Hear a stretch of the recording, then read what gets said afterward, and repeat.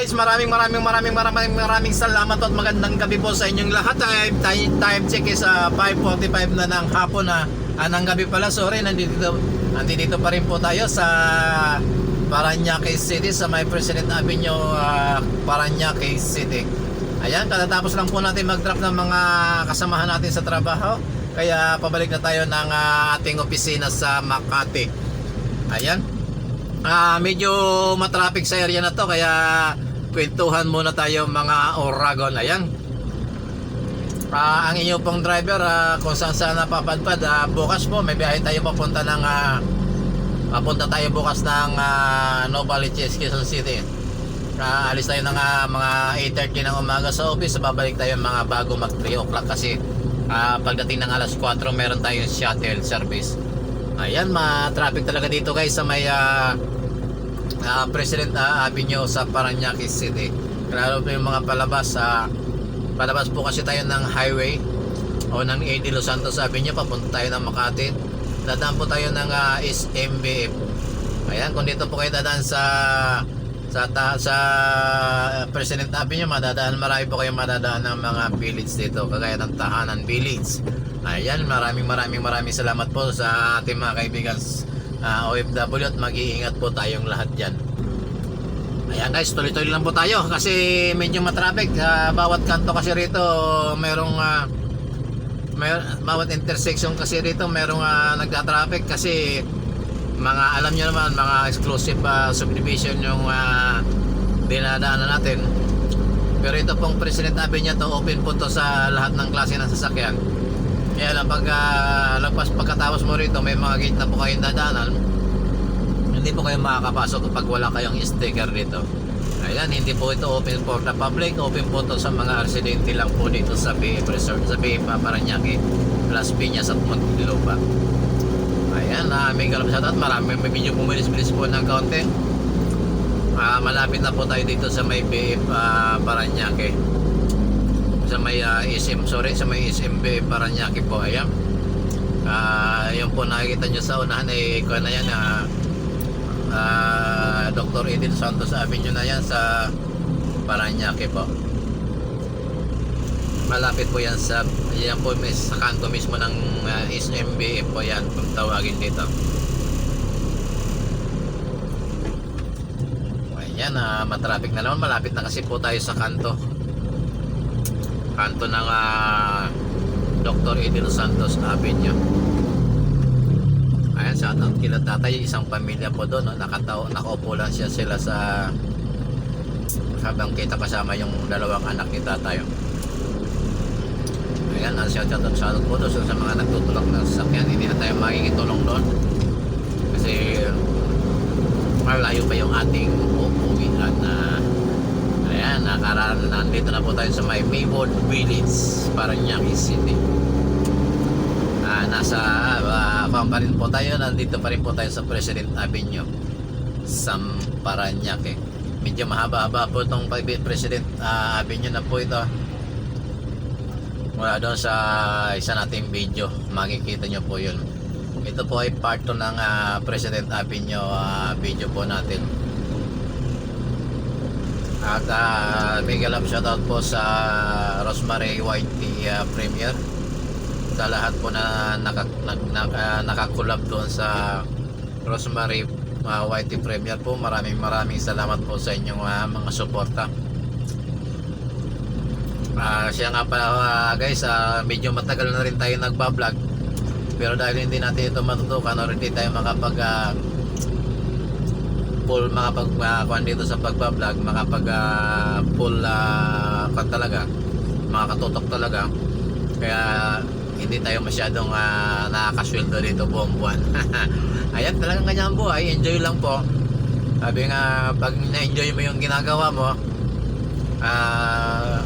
walang problema yan, basta tuloy-tuloy lang. At malay mo, balang araw mapansin din tayo at mapansin din ng karamihan na ating mga kababayan yung ating mga vlogs. Thanks God, pasalamat po tayo kahit paano nakapag vlog tayo ng kaunti kahit paano. Kagaya po nito. Ito po kasi bihira lang to mangyari na ayan, dito na po tayo sa may SM. Nasa Dr. Elidio Santos na po tayo. Ito po kasi bihira lang to mangyari na nakakapag-vlog tayo na wala na yung mga pasahero natin. Kasi actually karaniwan na araw or hanggang isang buwan kapag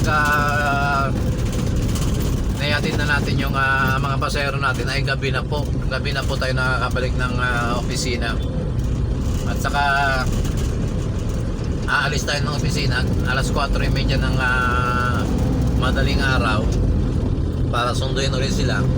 Hindi naman po tayo makaka-vlog kasi madilim pa po, wala naman po tayong pang-vlog sa gabi. Ayan na, kaya tsaga-tsaga lang. Ika nga pag may tsaga, may nilaga, kahit paano sana patuloy nyo po akong suportahan at huwag nyo pong i-skip yung aking mga ads sa lahat po ng aking mga video. Ayan. At sampay kailangan natin magtiwala. Ako naman kung kumita okay lang, kung hindi naman okay lang din kasi wala naman tayong magagawa. Kaya may priority po kasi tayo sa buhay, yung mapag-aral, mapagtapos natin yung ating anak sa pag-aaral. Ayan. Kaya tsaga-tsaga lang sa pagbablog kahit paano. May nakikita naman akong paunti-unti ika nga barya-baryang nakikita natin sa ating channel, yung kinikita natin sa ating channel. Ayan, pampasambat matapos din ng taon aabot din ng $100 yan. Ika nga enjoy lang, basta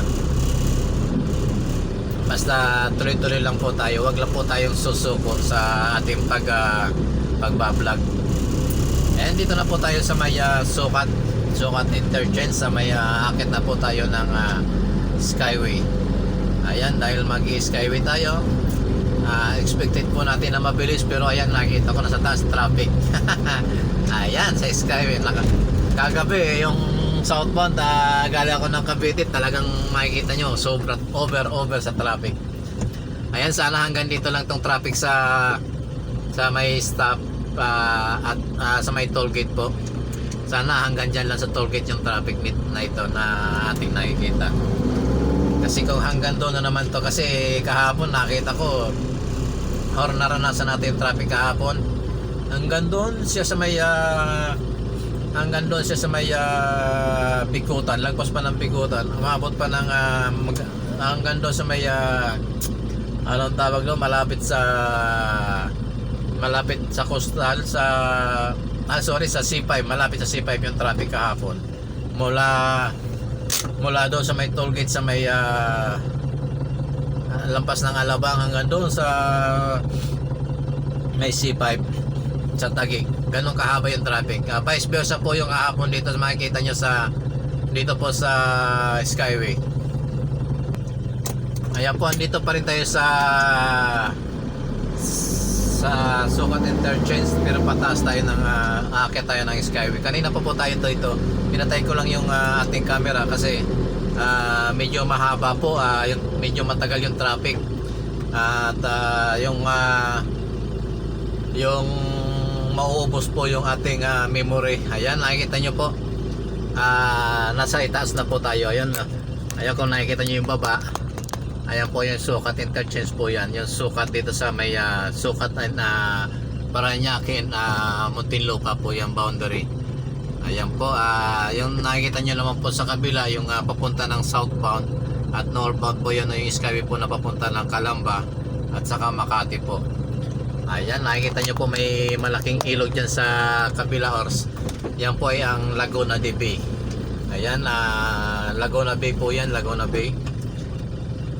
Nakikita nyo naman po sa baba na traffic dyan yan. Regular na po, parang everyday na po ganyan yan, traffic na yan. Ayan po, ayan ayan, traffic sa ibaba po yan, papunta po yan ng Muntinlupa, Parañaque, Taguig. Ayan, traffic talaga rito.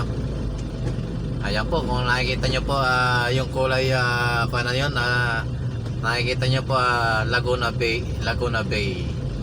Ayan, matagal talaga po yun dito sa toll gate na to, kasi yung machine po nila hindi basta-basta nagbabasa kaagad ng mga RFID.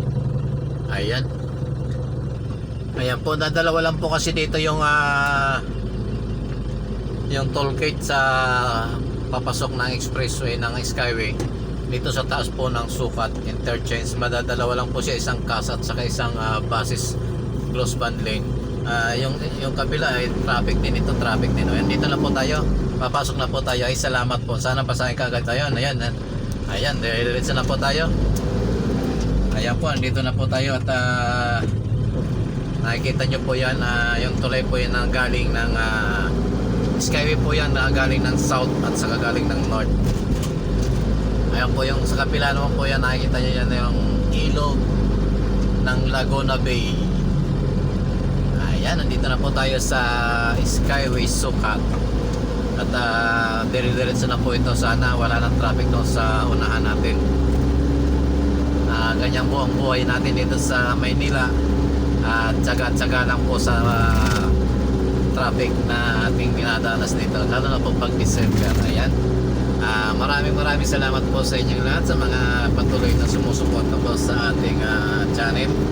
Thank you po, at wag po kayo magsasawang panoorin o suportahan tayo. Sana po kahit paano, sana makasweldo rin tayo sa YouTube. Ayan, nandito po tayo sa Skyway Stage 1. Kasi yung stage 2 yata ito, kasi yung stage 3 ando doon sa unahan, yung papunta ng north na yon, yung galing ng Buendia hanggang sa Balintawak, sa may Caloocan na po yun. Ayan, maraming salamat po sa inyong lahat at sa aking mga kaibigang OFW.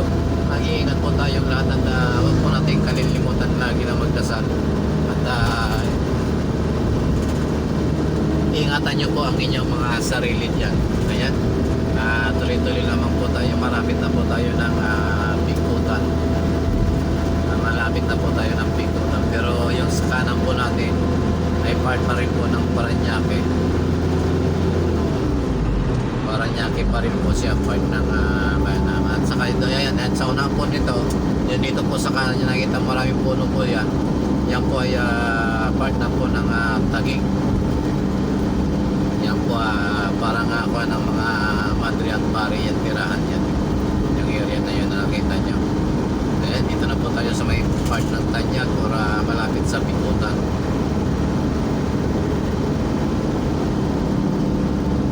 At maraming salamat po sa inyong lahat at bye bye po.